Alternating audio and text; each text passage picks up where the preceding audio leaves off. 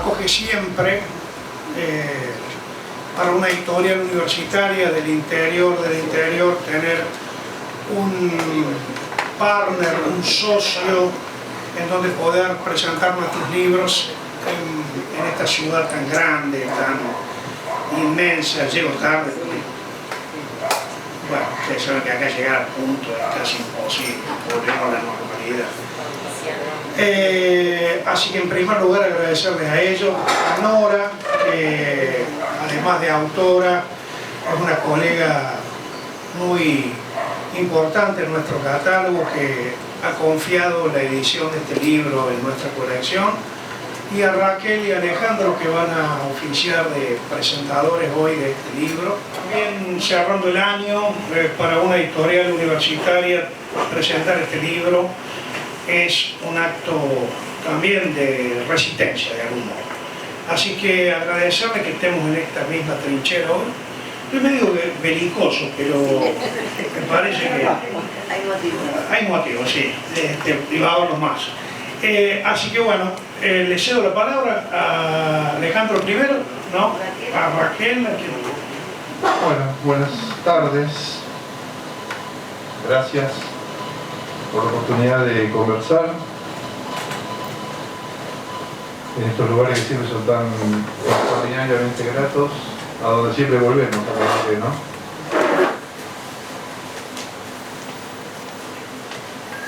Yo estoy acostumbrado a hablar primero, pero lo voy a hacer porque tengo que entrar en calor, siempre hablo último, ¿viste? No sé qué decir cuando tengo que hablar primero. Por eso dije que hablabas... Salta un poquito. Claro, pero bueno, aceptaremos el lugar. O sea, el testigo es el que se coloca en algún lugar que siempre es indebido, o tenso, insuficiente. Hay que explicarlo. Por eso cada una de las circunstancias que entornan el testimonio plantean algún tipo de problemas, aunque muchas veces no se los enuncia, ¿no? O sea, en nuestra época, el primer lugar que se le aparece al testigo es el jurídico. O sea, casi parece indiscutible que ese sea el lugar del testigo, frente al tribunal, ¿no? Jura decir toda la verdad. O sea que el testigo aparece con el que... Ahí está la relación del testigo con la terceridad, ¿no? Vio algo que no estaba disponible para ser visto, ¿no? O sea, lo que ve el testigo es algo que eventualmente no estaba... el espectador no es un testigo como tal. O sea, que va al teatro a ver una obra, la obra está hecha para que sea vista por el espectador. O sea, el testigo es alguien que no estaba previsto como tal. Alguien que estuvo en una situación y es interpelado o es invitado a dar cuenta de algo que sucedió. Y en primer lugar es el jurídico, el tribunal, que además es el modo argentino en que acontecieron las memorias. La memoria argentina es tribunalicia. Una de las cosas olvidadas es que no fue lo que quiso el movimiento de derechos humanos, que es una de las cosas escamoteadas y olvidadas, es que el destino de la cuestión de memoria no iban a ser los tribunales, iba a ser el Parlamento. El movimiento de derechos humanos quería una investigación parlamentaria, una comisión parlamentaria, y quería una investigación exhaustiva de todo lo que había ocurrido, no juzgar a los culpables específicamente del modo en que ocurrió, porque lo que ocurrió fue que se recortó la perpetración, como bien sabemos y como bien padecemos, porque, digamos, ya durante la dictadura había liberales que defendían derechos humanos, ¿no? Manfred Schoenfeld, el director de Buenos Aires de Gera. Estoy diciendo cosas que todos recordamos porque veo que hay muy pocas personas que no recuerden, o sea, que hayan tenido que leer lo que se lo hayan contado. Hay maneras de ser joven que son iguales que haber estado, ¿no? Entonces tuvo éxito esa cuota que había en la dictadura de defensores de derechos humanos que separaban. Ahora hubo una pieza audiovisual muy interesante porque estaba Carlos Rodríguez entrevistado por Novarecio, y es para volver, yo la vi una vez, pero es para verla varias veces porque es muy interesante la parte de que expone toda su crueldad, su completamente brutal crueldad. Y cuando se le menciona la dictadura, porque reivindica a Martínez de Oz, y lo coteja con lo que ocurre ahora y demás, ¿no? Y cuando Novarecio menciona la dictadura, no, pero eso no tiene nada que ver. La vidriera no tiene nada que ver con Martínez de Oz. Siempre nos incomodó el economicismo de la memoria, ¿no? Que también existe, ¿no? Es decir, el funcionalismo respecto a la dictadura. La dictadura ocurrió para que hubiera un plan económico. Eso es otro polo de la simplificación. Pero al mismo tiempo sabemos que hay una conexión, ¿no? Y lo sabemos ahora que es mucho más brutal el modo en que vuelve, ¿no? Todavía Martínez de Oz, al lado de lo que vuelve ahora, es una buena persona casi. Que son inescindibles, no es una suma, no es una suma, es una conjunción inescindible, irreductible, no es una suma, no es que uno corta por acá y entonces juzga esta parte y la otra. No, al contrario, el juicio de los perpetradores es un juicio funcional a la dictadura. Porque además los militares no tienen ningún problema en juzgar a quien se excede, ¿no? Es decir, a quien hace algo indebido. Eso ya está previsto. Lo que no está previsto es todo lo otro. Es decir, el carácter político de la economía, eso no está previsto en ningún lado y así estamos. Así hemos llegado a este punto. Entonces, un punto es la relación testimonio con el tribunal. Y hay otra relación de testimonio que es con la literatura. Que también plantea otro tipo de problema. El testimonio no es la literatura ni la literatura del testimonio en el sentido de lo que aquí se plantea, ¿no es cierto? Yo creo que una virtud humilde o modesta o discreta de Nora es no hacer un ruido con eso, sino problematizarlo, reflexionar, transitar por esa calle de la discusión, ¿no es cierto?, de una forma amable como es ella, pero está esa cuestión, que en el prólogo fue resuelta, en el sentido fuerte de la palabra resolución, fue resuelta, fue dictaminada, digamos, pero es más complicada. De hecho, el libro desmiente al prólogo, uno podría decir, o por lo menos da otra perspectiva, ¿no es cierto? Justamente por eso se la agarra Gonzalo, que es la que establece el canon. Hemos discutido con Sarlo, está en el libro eso, ¿no? Es decir, Sarlo hace lo que hace el tribunal, es el tribunal escolar, es el tribunal de la disciplina, ¿no es cierto? Donde hay un tribunal, sea escolar o sea de la justicia, hay meritocracia, hay jerarquía, hay quien hace algo mejor, quien hace algo peor, y el testigo está exento de esas condiciones, en principio, ¿no es cierto? O sea, fíjense que el testigo es cercano a los jurados populares, ¿no? Está fuera del derecho, cualquier persona. En los jurados populares tiene que haber cualquier persona, cualquier ser humano. El testigo es cualquier ser humano, no es alguien que se preparó para nada.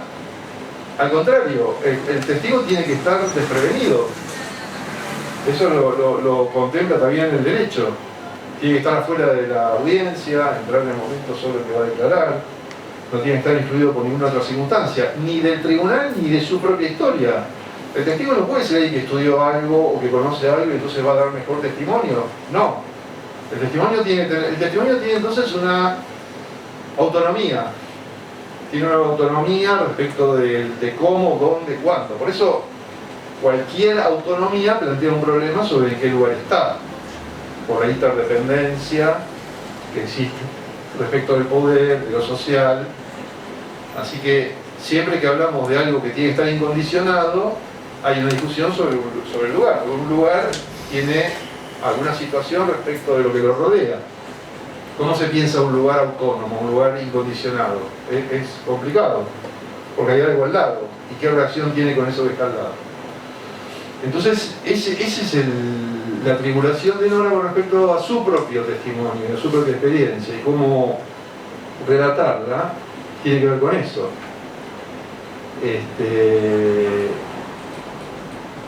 Y después está todo lo que se ha discutido, porque digamos, esto es algo a lo que invita Nora con su libro, ¿no? Que nos hace pensar, porque por preferencias me confieso más desprevenido respecto de los problemas del lugar del testigo si viene por sede filosófica, ¿no? Que no tiene ese respeto, entonces lo agarra Agamben y lo sacude aquí para allá, le dice no es como vos decís. Yo tengo otra relación con Agamben, o sea, pero lo confieso como un defecto, porque todo campo disciplinario que se ubica respecto al testigo queda en deuda con el testigo. El testigo no le debe nada ni a la filosofía, ni a la literatura, ni al derecho. Es lo que no tiene nada que ver con todo eso. Y tampoco con la filosofía. La filosofía lo que pasa es que en eso es similar a la literatura. Establece cánones, pautas, protocolos, métodos.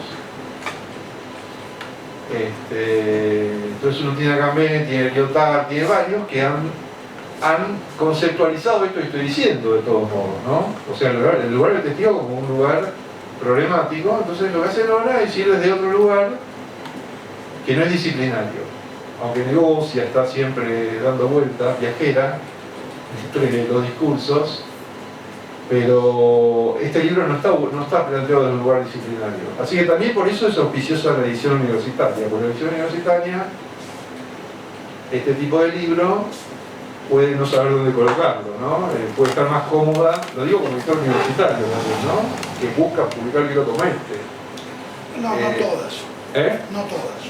No, pero siempre la universidad tiene como una riqueza y una apertura donde siempre se puede encontrar un rincón donde en la edición universitaria a veces se pueden publicar cosas que no podrían publicarse con la misma comodidad en una revista académica o hasta en una cátedra, y a veces el libro universitario es más amable porque se sabe que de algún modo está dando testimonio de la universidad frente al lector, frente a la sociedad. Entonces el lugar meritocrático se flexibiliza, se debilita, ¿no es cierto? Y eso es interesante, eso es algo muy interesante de las estudiantes universitarias, ¿no? Que mantienen su rango académico y al mismo tiempo se vinculan con lo que llamamos la cultura. Así que eso es reducir el testimonio respecto de algo que no puede haber dejado testigos, que sabemos que plantea ese problema. O sea, aquí de esto no va a haber testigos, dijo Hitler, ¿no? De manera que si hay testigos, se plantea toda esa paradoja que plantea Lyotard, ¿no? Hay un testigo de algo que no pudo haber un testigo, por lo tanto el testimonio no da lugar al testimonio porque no puede haber un testimonio de esto de lo que no pudo haber ningún testigo. Entonces el testimonio, digamos que también da testimonio de que fracasó el exterminio. Nos lleva a cuestionar la idea de que el proyecto exterminador pueda haber tenido alguna eficacia desde el momento en que la categoría que define como destinataria del exterminio es arbitraria. Ese es un problema que tampoco nunca tenemos resuelto, ¿no? ¿Quién es víctima del exterminio? No cualquiera. Hay un criterio, pero ese criterio es distópico. ¿Qué son los subversivos? ¿Dónde termina y dónde comienza? Lo que tiene el exterminio, justamente, es que no puede declarar a nadie inocente. O sea, el exterminio es la máquina penitenciaria de Kafka. La culpabilidad es una premisa, todos son culpables. Por eso siempre una manera de ser conformista con el exterminio, que pasaba en la dictadura, era pedir aclaraciones sobre quiénes son los destinatarios. Y eso es lo que pasa más desapercibido, y lo estoy diciendo en términos testimoniales, porque los testimoniales falta, tampoco me quiero extender mucho, pero lo testimonial, nos falta una dimensión del testimonial. Y ahora lo voy a decir, pero quiero mencionar esto. Hay que partir de la premisa de que el exterminio, la categoría destinataria del exterminio no es enunciable. solo la puede denunciar el perpetrador. El perpetrador es el que tiene que decir a quién va a exterminar, no las víctimas. O sea, ninguna víctima puede decir, yo no debería haber sido víctima de este exterminio porque no soy tal o cual cosa. Esto ha sido dicho eventualmente, ha sido dicho, no voy a decir quién, pero hay quien ha dicho, no soy judía, porque me he convertido, porque no creo, por lo que sea, ¿no? No lo voy a decir porque requeriría otra conversación, ¿no? Pero quiero mencionar eso, es decir, las víctimas no pueden decir nada sobre la categoría en la que se las introdujo. Y antes de pasar a esa otra cosa voy a mencionar una sola cuestión. Uno de los hechos más inconclusos de nuestra historia reciente es la conferencia a Videla. Esta es una ocasión para comentarlo. La conferencia de prensa que dio Videla. Porque la conferencia de prensa de Videla, lo peor no fue solamente cuando dijo lo que todos recordamos, el desaparecido no es ni E, ni no es E, si no es un X, todo eso que todos sabemos de memoria, sino que una de las partes terribles fue cuando periodistas de un partido político que se autopercibe ajeno a todo esto, pero que es condición necesaria para que esto hubiese ocurrido y para que se definiera la salida democrática de todo esto, preguntaron, ¿y nosotros? Hicieron esa pregunta. Eso ha pasado desapercibido. Después hay un documental de un historiador que los interroga años después como si fueran héroes porque preguntaron eso. Ellos fueron a preguntarle a Videla qué va a pasar con tal o cual, y dijo, Videla dijo, no, con estos no, con estos sí. Hay que volver a ver de entera la conferencia de prensa, porque ahí pasó eso. Ese es el antitestimonio. O sea, que va y se sienta en la conferencia de prensa y le pregunta, ¿a mí? ¿Yo? No, vos no. Y que años después eso se lo relate como un hecho virtuoso. Es virtuoso haberle preguntado si se iba a ser víctima o no. Estoy seguro que nadie recuerda eso. Hay que verla varias veces para recordarlo. Véanla de nuevo. Y vean también el documental de Piña donde les pregunta a ellos mismos de nuevo y ellos, sí, no, claro, yo les pregunté. O sea, ahí hay una semilla atroz de lo que es queremos preguntar y de lo que es una pregunta y una conferencia de prensa, de lo que es el periodismo en Argentina y de lo que es la esfera pública en Argentina, una atrocidad absoluta que se sembró en esa conferencia de prensa. O sea, que alguien pregunte si le va a tocar o no, y que digan que no, pues no. O depende de lo que hagas, puede ser, ¿no? Y los peronistas, bueno, depende, responde Videla. Si son buenos, o sea que no es raro que ahora estemos en donde estamos, discutiendo lo que estamos discutiendo, ¿no es cierto? ¿Quién es de bien, quién no es de bien? Empezó hace 44 años, 45 años eso, empezó en ese momento. Bueno, y la cuarta cosa que quiero decir es que la fuente del testimonio es la palabra divina, haber sido hablado por lo sagrado. Esa es la fuente del testimonio, que es diferente a la del mito. O sea, en el origen entre Atenas y Jerusalén de la civilización occidental, el testimonio proviene de una fuente y no tanto de la otra. Porque el mito no requiere un testigo, el mito es constitutivo de una narrativa. Mientras que la fuente de la palabra divina es a través de una voz que ha sido interpelada. Y por lo tanto da cuenta de eso, de modo que puede mentir, puede no creerse, o sea, la configuración del testimonio, en el sentido de aquello que quiso ser exterminado en el siglo XX, porque fue hecho lo que quiso ser exterminado, o sea, quiso ser exterminada la palabra testimonial de la justicia, porque es una palabra de la justicia, no es que me habló un viejo de barro que estaba en el cielo, no es eso, es la palabra de la justicia que se invoca de ese modo, a través de esa experiencia de lo sagrado, que es contingente, porque lo que importa es la cuestión de la justicia. Y también que eso siempre sea lo exterminado, bajo los distintos nombres que haya recibido, incluyendo el nuestro, aquí, porque fue eso, es lo que permite entender que el rugido del león, que en Amós lo que dice es, no temerá quien oiga el rugido del león, para a continuación decir que es la voz del profeta la que se escuchará igual, por razones contrarias. la fuerza de la voz del profeta es como la del león, pero no por la violencia y la amenaza que implica, sino por la debilidad que supone la fuerza de una razón de justicia que no tiene otra fuerza que su voz.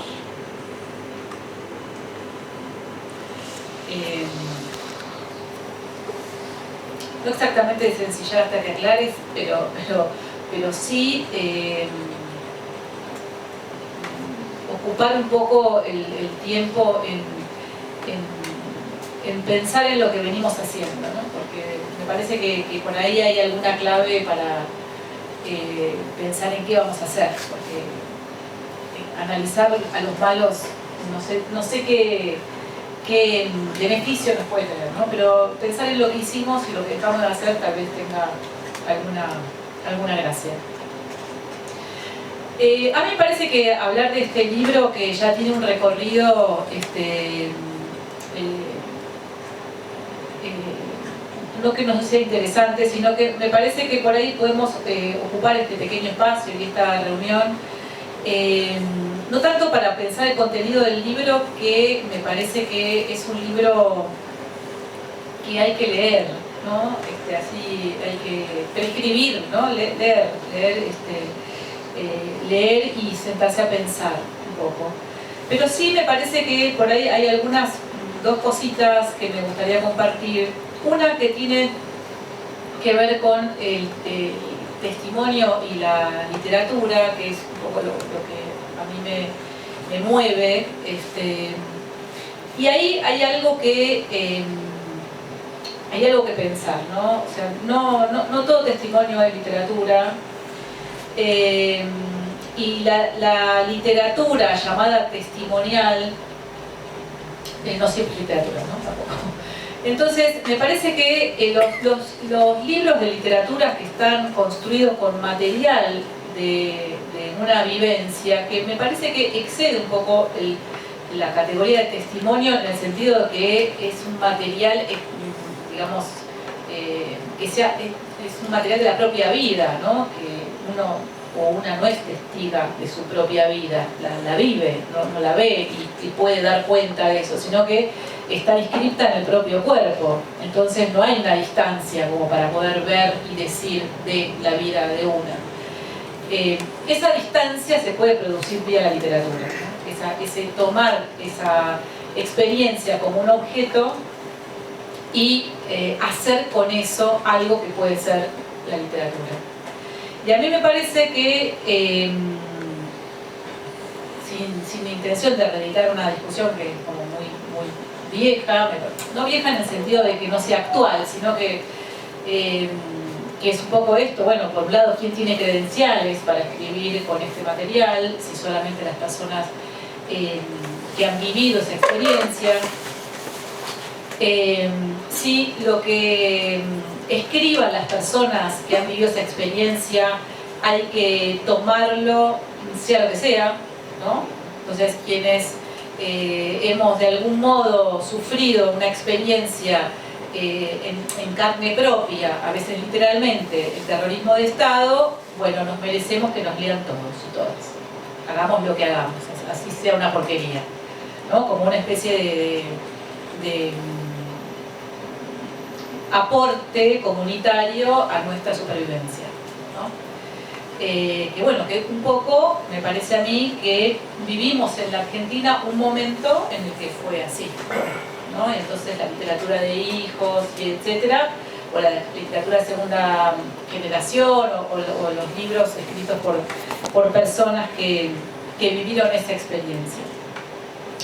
Sin aplicarle a ese objeto ninguna categoría crítica de la literatura.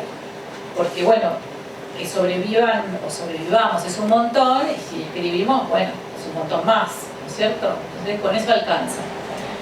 Y a mí me parece que eso es bastante dañino para todo el mundo, ¿no? Para quienes escriben, para quienes leen. Por lo menos yo creo que es una forma que no aporta, ¿no? Decir que todo es literatura, porque entonces nada es literatura. Pero a su vez hay unas corrientes de comunicación que tiene el testimonio y la literatura. Insisto, el testimonio, por decirlo de un modo como se suele decir en sede judicial, ¿no? Porque no es, en general están en el mismo lugar, en el mismo banquito, quienes vieron algo que quienes vivieron algo. Y me parece que en muchas ocasiones, a mí, yo no soy muy escuchadora de testimonios porque yo creo que la palabra tiene un peso muy grande y es muy difícil desembarazarse de la palabra, así que trato de administrar los testimonios que escucho. Pero, por ejemplo, recuerdo un testimonio de una de las personas que se fugó de la mansión Seré, después se hizo la película y etcétera, que cuando dio su testimonio lo hizo en tercera persona. Para hablar de sí mismo lo hizo en tercera persona.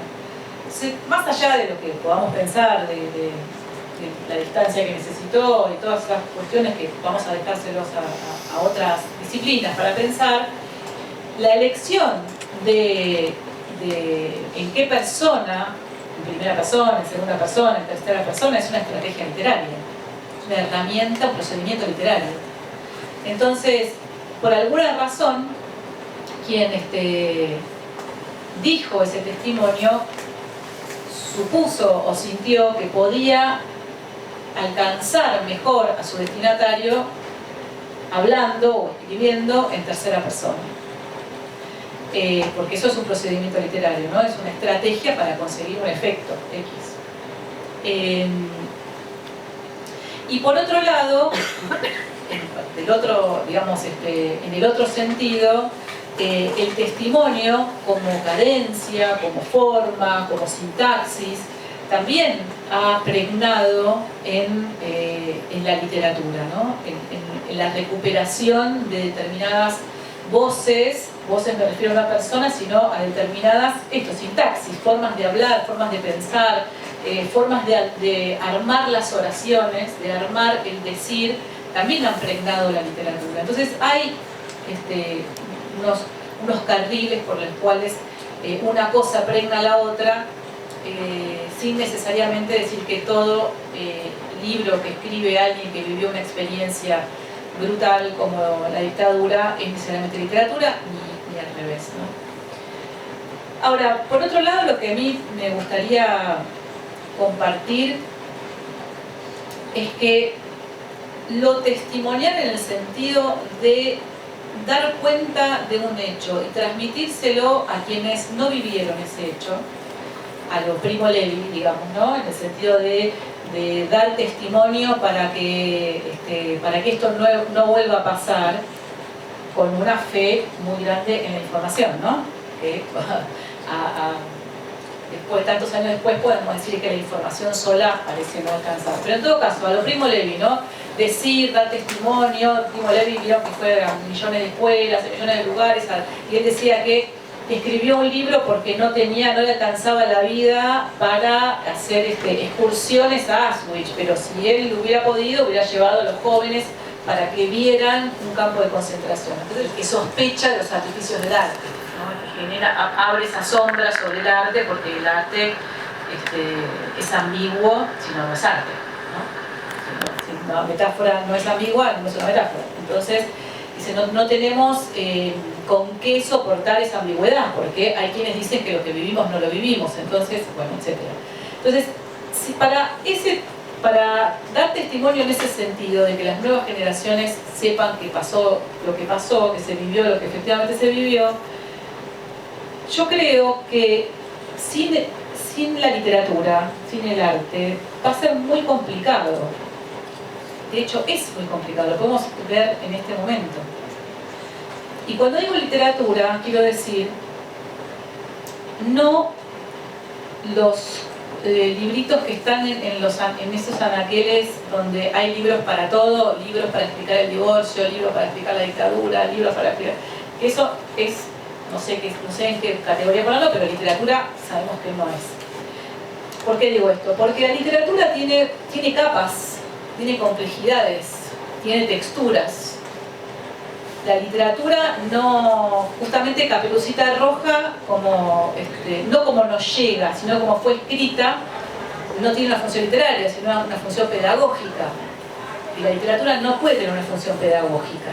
La literatura tiene una función artística. Como función artística toca, conmueve cosas que la pedagogía no puede ni puede tocar. Entonces la pedagogía, esta cosa pedagógica, que además ha sufrido un nivel de simplificación infumable, a tal punto que se enseña que mucha gente dio la vida por la democracia. Entonces yo creo que estamos en un ámbito como el comercial, para que podamos recordar quién dio la vida por la democracia republicana. ¿Quién fue? Además de que nadie la dio, por supuesto. Pero quiero decir, en el ideario de quién, de qué grupo de los 60, 70 estaba la democracia republicana. ¿De quién? ¿Algún radical perdido? No sé, no se me ocurre. Pero yo creo que Karakachov, por ejemplo, desapareció radical, de ninguna manera pensaba que lo ideal era votar cada 4 años. Pero en la escuela tenemos una efeméride, el 24 de marzo, donde ¿de qué se enteran los chicos y las chicas? De todos los libros prohibidos, las canciones que no se podían escuchar, y que gracias a esas personas hoy vivimos en democracia. O sea, es un nivel de simplificación tan pelotuda, tan pelotudizante, que nos da la posibilidad, o les da la posibilidad a este momento de existir.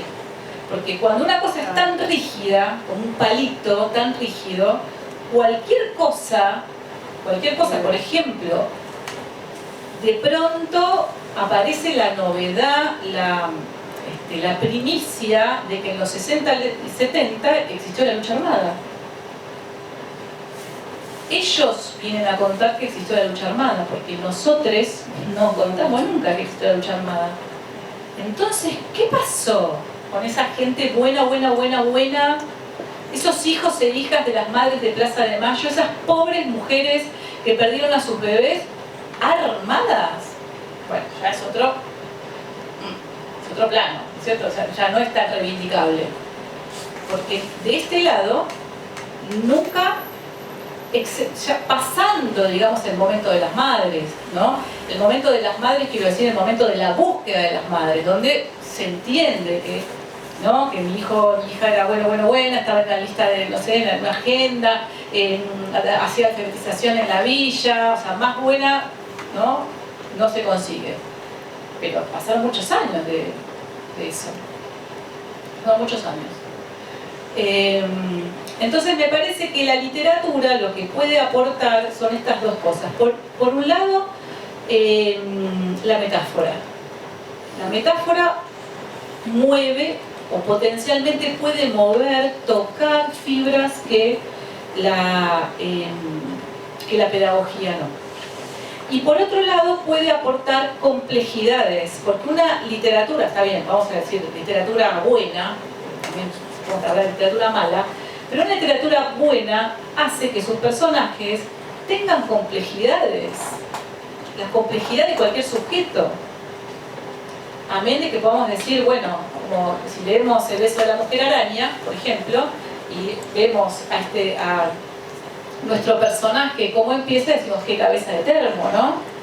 Bueno, y también hay una voz recuperada. Ustedes saben que eso fue escrito con grabaciones, ¿no?, con una investigación periodística y con grabaciones a un auténtico militante, bien cabeza de termo. Pero esa evolución o esa fricción de ese personaje con otras cosas que lo convierte en alguien con otra textura, hace que podamos comprender de otra manera esa entrega, porque podemos empatizar con esa entrega, porque podemos sentir que es alguien que está muy cerca nuestro, porque tenemos esa complejidad, si tenemos suerte, ¿no?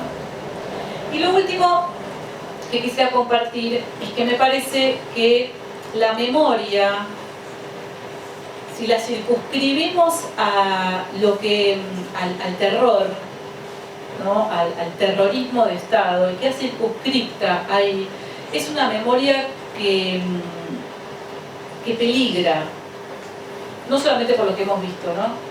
Y me parece que este engaña pichanga en el que nos tienen discutiendo si fueron 30.000, 8.000, no sé cuánto, ¿no? O sea, ¿no?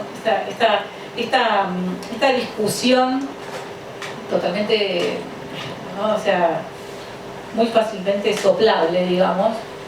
Pero es una discusión que nos pone a discutir en un terreno, en una cancha, que no debiera ser nuestra cancha. Porque me parece que lo que nos puede servir para pensar la resistencia, como decía el compañero, y todas las metáforas bélicas que nos compartió, no es la memoria del terror, es la memoria de la resistencia. ¿Cómo vamos a resistir sin memoria de la resistencia? O sea, realmente creo que en vez de tener un museo de la memoria en todos los sitios de memoria, tendremos que poder ponderar, poner en valor aquellos lugares donde se resistió. Por supuesto que también se resistió, pero quiero decir, donde se resistió y donde muchas veces se consiguieron cosas. O sea,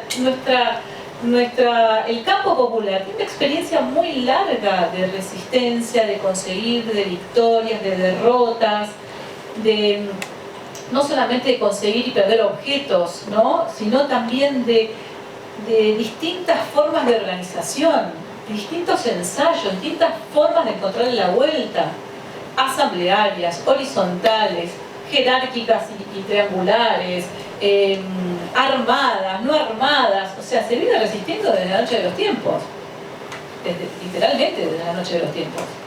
Entonces, ahí me parece que tendríamos que anclar la memoria, porque discúlpenme, ¿no? O sea, ¿quién quiere acordarse de cómo nos hicieron mierda? Es algo que es inevitable para quienes nos hicieron mierda, es inevitable.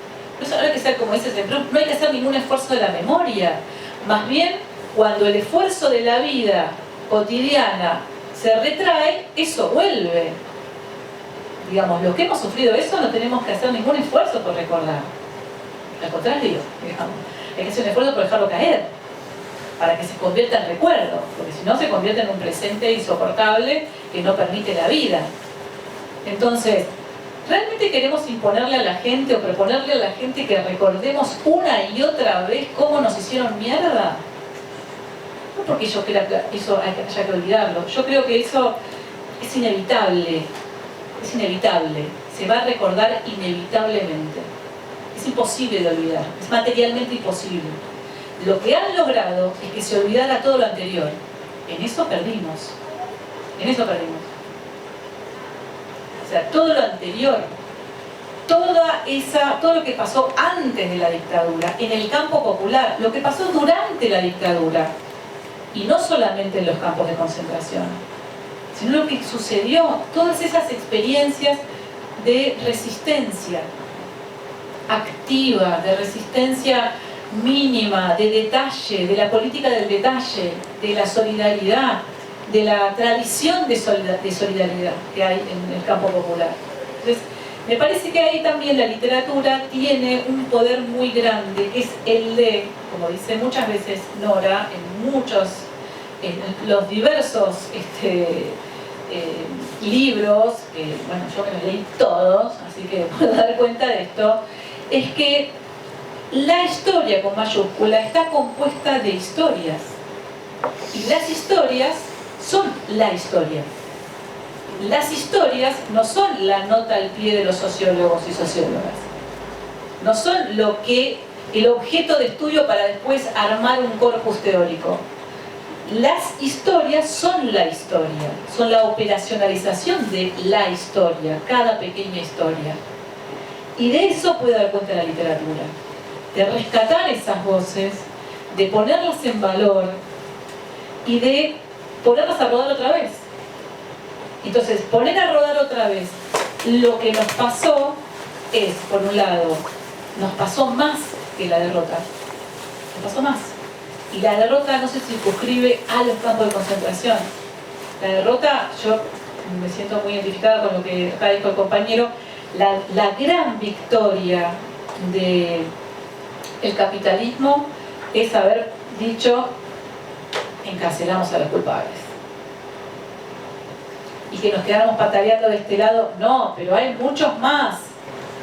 Hay muchos más, porque como se aplica el Código Penal y hay que haber sido, se necesita un testigo, al menos uno, para meter en cana a un represor, entonces faltan un montón. Estamos hablando que por supuesto, o sea, queda claro que me parece que se merecen lo peor, ¿no? Y trabajé mucho yo para que eso sucediera. Pero todo, digamos, está invertida la cosa, ¿no? O sea, los genocidas, en vez de ser el brazo armado, ejecutor de los verdaderos, digamos, idearios, beneficiarios, etcétera, la dictadura quedó como al revés. No están los genocidas y la iglesia y el poder económico y los civiles, ¿no? Pero bueno, me acuerdo con hijos hace muchos años que decíamos si no hay justicia hay escrache, y había una discusión muy picante, como no se estila ahora, porque ahora discutir está mal visto, y eso es otra de las cosas que rescato mucho de este libro, que discute de verdad, y no tratan de encontrar consenso porque todas las voces cuentan. No, todas las voces no cuentan, algunas no cuentan. Y la discusión picante era si no hay justicia hay escrache, o si la justicia es el escrache, ¿no? O sea, y en esa discusión, en la que yo en ese momento estaba del lado de si no hay justicia hay escrache, pero lo que estamos buscando es la justicia, pienso con el diario del lunes, ¿cómo esperábamos que un Estado se juzgara a sí mismo en profundidad?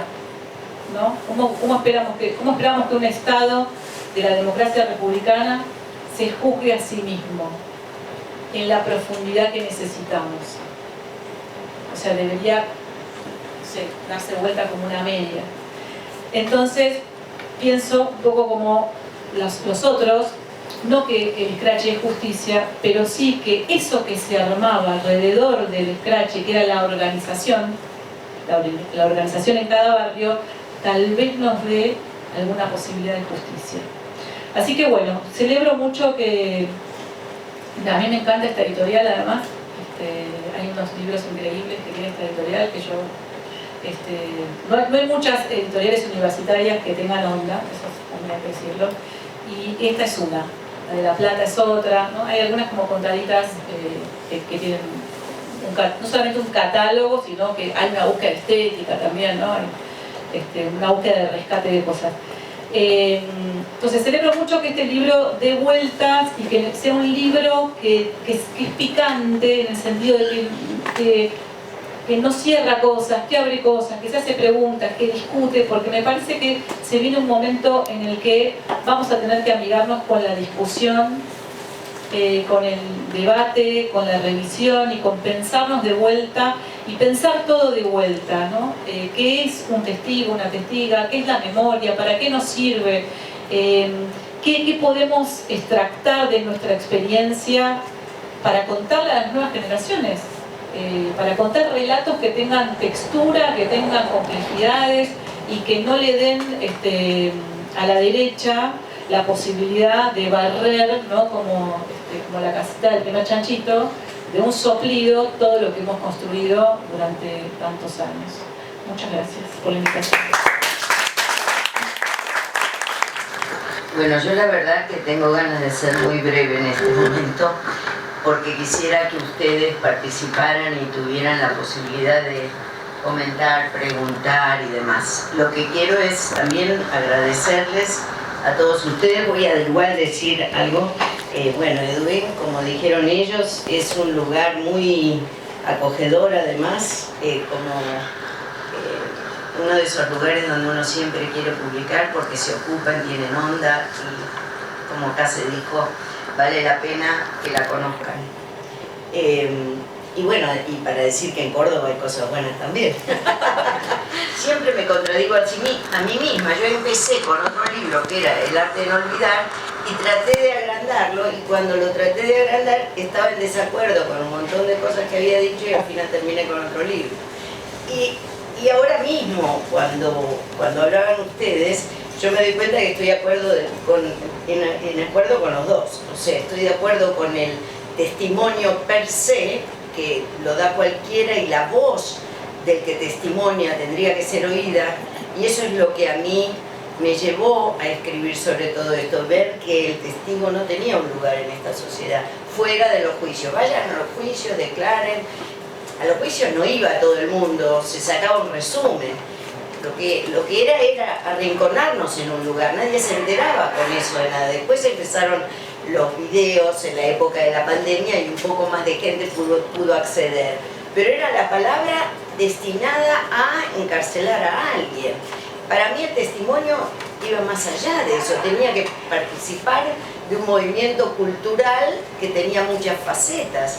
Y eso era lo que yo veía que faltaba en cuanto al lugar del testimonio. Pero esto del testimonio, de literatura testimonial, también confunde, porque es una palabra que se empezó a instalar, y es cierto también lo que decís, que, bueno, que no todo es literatura testimonial, se supone que es todo lo que construyó la gente que se puso a contar lo que le pasó y acabó en forma de libro. No, pero la literatura es otra cosa. Entonces, ¿cómo combinamos lo del testimonio? ¿Le vamos a exigir a cada testigo que puede escribir literariamente? No, tienen otro lugar.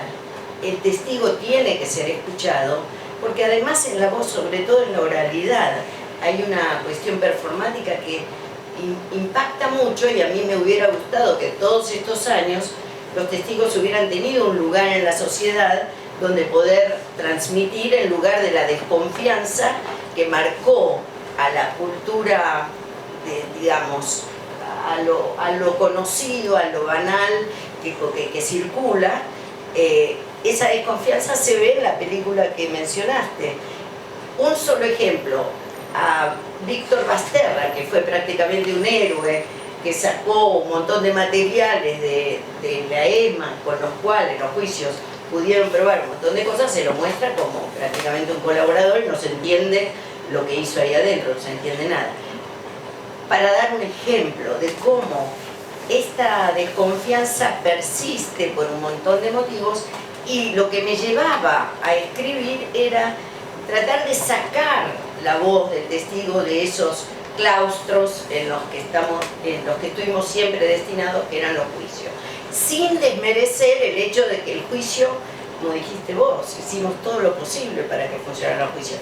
Pero de paso voy a contar que yo la llamé a Raquel cuando ella declaró, porque me impactó mucho la forma en que lo hizo, porque los juicios no esperaban ciertas cosas que los que iban a declarar llegaron a hacer, especialmente la generación de hijos. Y ella declaró, declaraste más de una vez, pero yo te vi en esa. No, declaré una sola vez. Esa vez, bueno, era el juicio por Campo de Mayo, y se hacía en pandemia, o sea que era virtual, y ella le reclama al Estado, dice: ¿dónde están mi papá y mi mamá? Hace 44 años que nos piden, no lo dijiste así, pero hace 44 años que nos piden revolver en nuestro dolor y venir a declarar, cuando ustedes ya saben quiénes son los culpables. ¿Por qué no revisan los archivos? ¿Por qué no hacen algo más?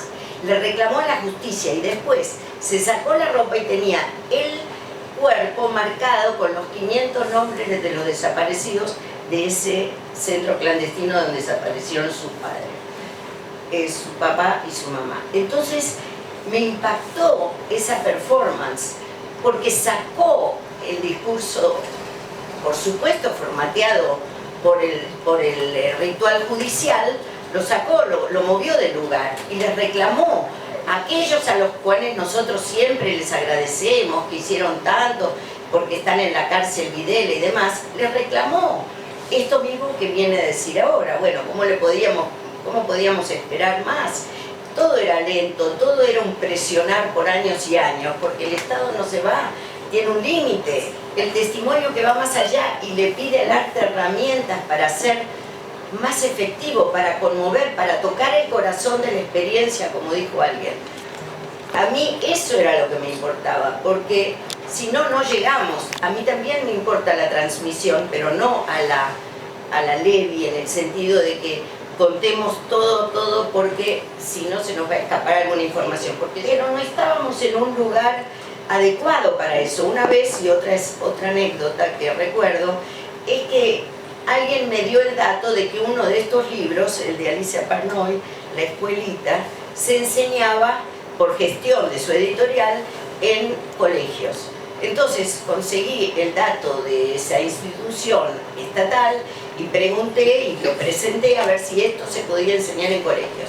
Y me contestaron en la época, no sé, en la época anterior a esta, hace unos años, me contestaron que no creían que era el material adecuado porque había que enseñarlo con más distancia.